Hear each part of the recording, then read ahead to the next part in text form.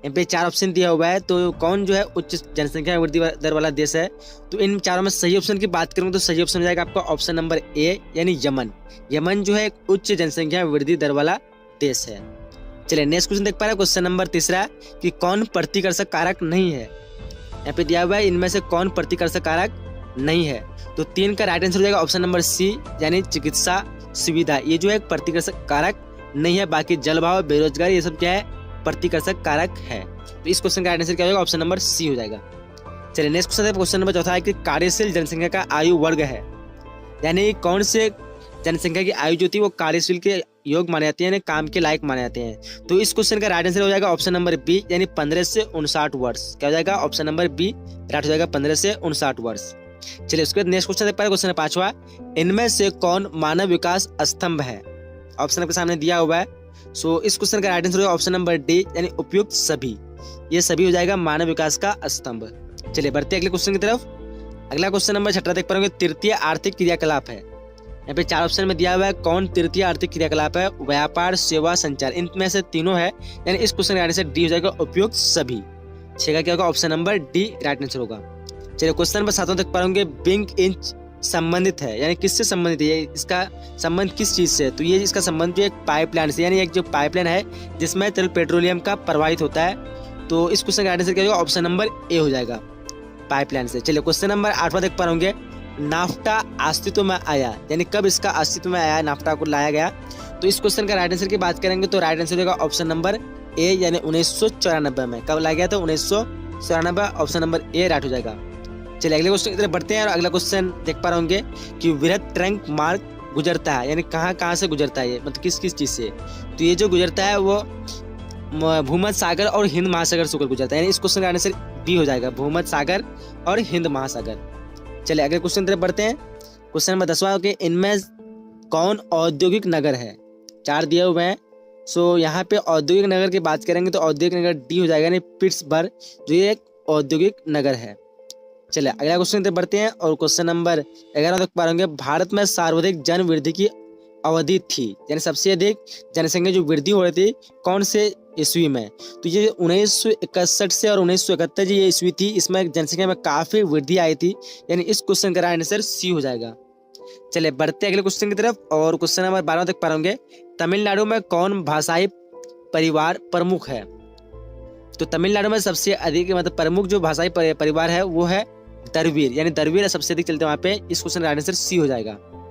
चलिए अगले क्वेश्चन तरफ बढ़ते हैं। क्वेश्चन नंबर 13 तक पाएंगे, इनमें से कौन ग्रामीण बस्ती का प्रकार है, गुच्छित, अर्धगुच्छित या फिर पल्लीकृत या फिर सभी। तो ग्रामीण में जो है सभी तरह की बस्तियां पाई जाती है, यानी इस क्वेश्चन का आंसर डी हो जाएगा, उपयुक्त सभी।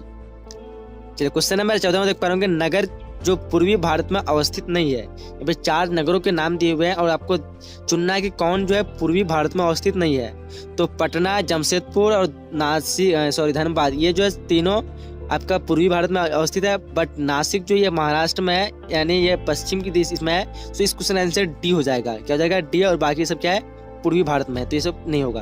तो ऑप्शन नंबर डी राइट हो जाएगा इस क्वेश्चन का। चलिए अगला क्वेश्चन देख पाए, क्वेश्चन नंबर 15 देख पाएंगे, इनमें कौन एक मध्यकालीन नगर है। तो यहाँ पे राइट आंसर इसका डी होना चाहिए, यानी ऑप्शन नंबर डी हो जाएगा, सूरत। सूरत जो एक मध्यकालीन नगर है। चलिए अगला क्वेश्चन नंबर 16 देख पाएंगे, इनमें से कौन उत्तर भारत में रबी की फसल है।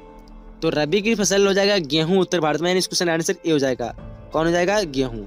चलिए अगला क्वेश्चन की बढ़ते हैं। क्वेश्चन नंबर 17 देख पा रहे होंगे, कॉफी उत्पादक राज्य है, यानी सबसे अधिक कॉफी जो उत्पादक होता है वो किस राज्य में होता है। तो इस सबसे अधिक कॉफी जो उत्पादक होता है वो कर्नाटक में होता है, यानी इस क्वेश्चन आंसर ए हो जाएगा, कर्नाटक। चलिए क्वेश्चन नंबर 18 देख पा रहे होंगे, हरित क्रांति का संबंध है, यानी किस चीज से संबंध है हरित क्रांति का। तो इसका संबंध जो है खाद्य उत्पादन से है, यानी इस क्वेश्चन आंसर सी हो जाएगा, 18 का ऑप्शन नंबर सी राइट हो जाएगा। चलिए अगला क्वेश्चन देख पाए, क्वेश्चन नंबर 19वां कि कौन नदी बेसिन पूर्वी भारत में है। तो यहाँ पे इस क्वेश्चन का राइट आंसर सी होना चाहिए, यानी महानदी बेसिन। 19 का क्या होगा, ऑप्शन नंबर सी हो जाएगा। चलिए अगला क्वेश्चन नंबर 20वां देख पा रहे होंगे, लैगून और पश्च जल पाए जाते हैं। तो लैगून और पश्च जल मुख्य रूप से जो पाए जाते हैं वो पाए जाते हैं केरल में, यानी इस क्वेश्चन आंसर ए हो जाएगा। 20 का क्या होगा, ऑप्शन नंबर ए। चलिए अगले क्वेश्चन पे बढ़ते हैं और क्वेश्चन नंबर 21 देख पाएंगे, इनमें से कौन लौह अयस्क उत्पादक केंद्र है। तो लौह अयस्क उत्पादक जो केंद्र है यहाँ पे राइट आंसर होगा ऑप्शन नंबर डी, इनमें से सभी हो जाएगा। चलिए अगला क्वेश्चन है 22वां देख पा रहे होंगे, इनमें से कौन अधात्विक खनिज है, मतलब धातु मिला हुआ नहीं है, कौन से खनिज में है? तो यहाँ पे राइट आंसर होगा ऑप्शन नंबर सी यानी अभ्रक। अभ्रक जो एक अधात्विक खनिज है, बाकी सब क्या है धात्विक खनिज है। सो 22 का क्या हो जाएगा ऑप्शन नंबर सी राइट हो जाएगा। चलिए उसके क्वेश्चन नंबर 23 देख पा रहे होंगे, इनमें से कौन बॉक्साइट से संबंधित नहीं है? इनमें से कौन बॉक्साइट से संबंधित नहीं है? ऑप्शन आपके सामने दिया हुआ है ए, बी, सी या फिर डी। तो 23 का राइट आंसर की बात करें तो राइट आंसर क्या होगा ऑप्शन नंबर सी हो जाएगा, यानी भावनगर। ऑप्शन नंबर बी हो जाएगा यानी गया। गया हो जाएगा। इनमें से कौन बॉक्साइट से संबंधित नहीं है? गया हो जाएगा, यानी 23 का ऑप्शन नंबर बी राइट हो जाएगा।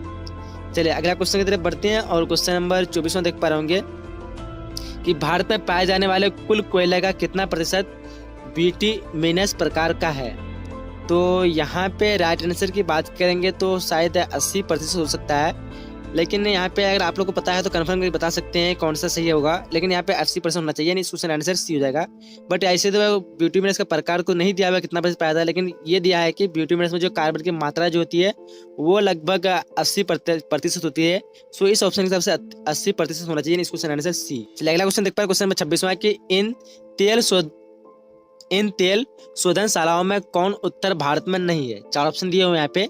सो इस क्वेश्चन का राइट आंसर होगा ऑप्शन नंबर डी यानी चेन्नई। चेन्नई जो है ये उत्तर भारत में नहीं है, ये क्या है दक्षिण भारत में है। चलिए अगला क्वेश्चन से बढ़ते हैं और क्वेश्चन नंबर 27 देख पा रहे होंगे, रावत भाटा परमाणु ऊर्जा केंद्र किस शहर के निकट स्थित है? यानी ये जो है रावत भाटा ये कहाँ पे है? रावत भाटा तो ये जो है कोटा के स्थित है, कोटा के नजदीक में है, यानी इस क्वेश्चन आंसर बी हो जाएगा। ऑप्शन क्या होगा ऑप्शन नंबर बी राइट होगा। चलिए क्वेश्चन नंबर 28 तक पा रहे होंगे, भिलाई स्टील संयंत्र कोयला प्राप्त करता है, यानी भिलाई स्टील जो संयंत्र है ये कोयला कहाँ से प्राप्त करता है?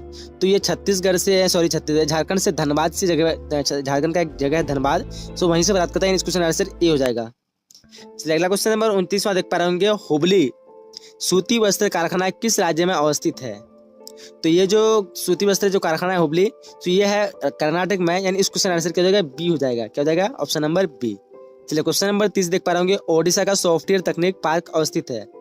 तो ओडिशा का सॉफ्टवेयर तकनीक पार्क भुवनेश्वर में अवस्थित है, यानी इस क्वेश्चन आंसर ए हो जाएगा।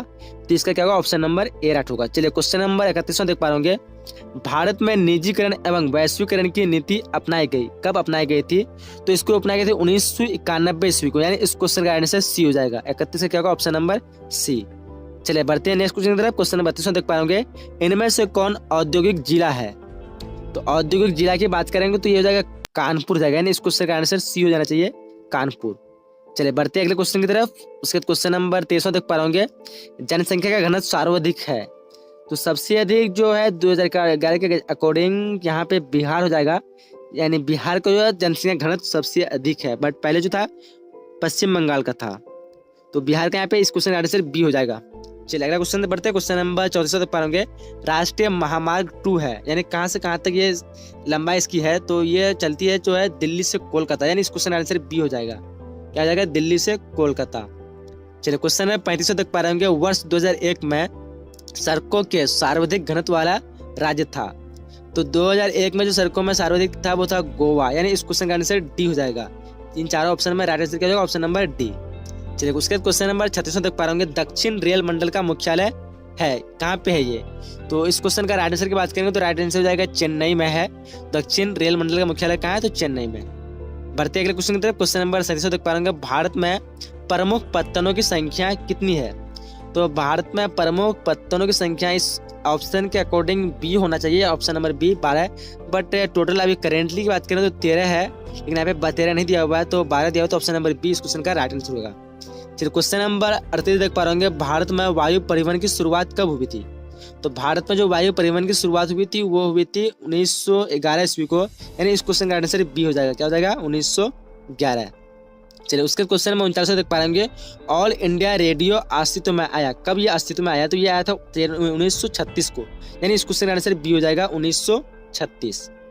क्वेश्चन नंबर 40 देख पाएंगे, कोलकाता पत्तन किस नदी पर अवस्थित है? तो कोलकाता पत्तन जो हुगली नदी पर अवस्थित है, यानी इस क्वेश्चन का आंसर बी हो जाएगा। क्या हो जाएगा? Option number B.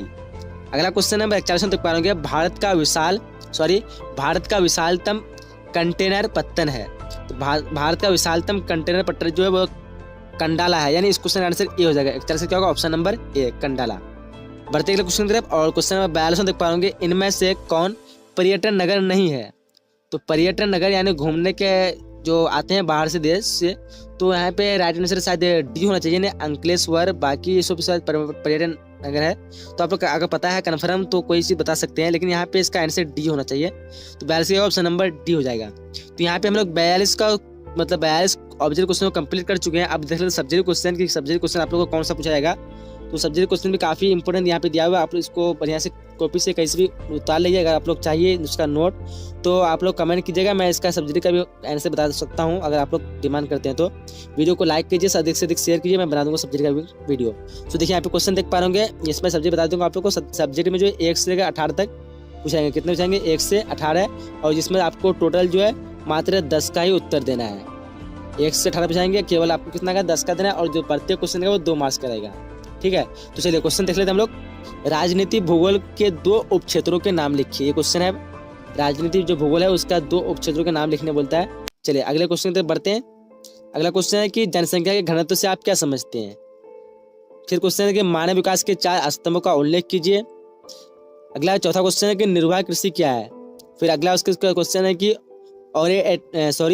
Orient express द्वारा जुड़े 2 नगरों के नाम लिखिए, यानी 2 नगर का नाम लिखना है जो ओरिएंट एक्सप्रेस से जुड़ा हुआ है। फिर क्वेश्चन है कि विश्व व्यापार संगठन के आधारभूत कार्य क्या है। WTO जो बनाया गया था वो, उसका जो क्या मुख्य आधारभूत कार्य है, किस कारण से बनाया गया था, उसके बारे में लिखना है। फिर क्वेश्चन 7वां है कि संस्कृत नगर के 4 उदाहरण दीजिए, यानी किसको संस्कृत नगर कहते हैं, तो उसके 4 संस्कृत नगर का उदाहरण देना है, किस किसको कह सकते हैं। चलिए क्वेश्चन नंबर 8वां है कि स्थान और अवस्थिति के बीच अंतर स्पष्ट कीजिए। फिर क्वेश्चन है कि जन प्रवास के पर्यावरणीय परिणाम का व्याख्या करें। क्वेश्चन नंबर 10वां है कि पूर्वी भारत के 4 महानगरों के नाम लिखिए। और फिर क्वेश्चन है कि शुष्क कृषि क्या है, उसके बारे में डिफिनेशन देना थोड़ा। फिर क्वेश्चन है कि कर्क रेखा के उत्तर स्थित भारत की किन्हीं 2 नदी बेसिन के नाम लिखिए, यानी कर्क रेखा जो है उसके उत्तर तरफ जो 2 नदियां उसके नाम लिखना है। चलिए क्वेश्चन नंबर 13 देख पा होंगे। उसके बाद है 13 नंबर की अपरंपरागत ऊर्जा के स्रोत का उल्लेख कीजिए, किसको कहते हैं अपरंपरागत ऊर्जा का स्रोत। फिर क्वेश्चन नंबर 14 की पेट्रो रसायन उद्योग क्या है। उसके बाद क्वेश्चन नंबर 15 है कि पश्चिम भारत के 2 औद्योगिक प्रदेशों के नाम लिखिए। फिर क्वेश्चन है कि प्रथम पंचवर्षीय योजना की अवधि क्या थी, कब से कब थी, उसके बारे में लिखना है। क्वेश्चन नंबर 17 है कि मुक्त आकाश नीति से के क्या लाभ है। और क्वेश्चन नंबर 18 है कि संचार के 4 माध्यमों का उल्लेख कीजिए। तो यहाँ तक 2 मार्क्स वाले क्वेश्चन समाप्त होते हैं। फिर आपको पूछाएगा 5 मार्क्स के क्वेश्चन, और जहाँ पे आपको टोटल जो है 19 से 24 तक, यानी आपको 6 क्वेश्चन पूछाएंगे, और जिसमें से केवल 3 क्वेश्चन का ही उत्तर देना होगा, 6 में से 3 का। चलिए तो देख लेते हैं क्वेश्चन क्या क्या क्वेश्चन है।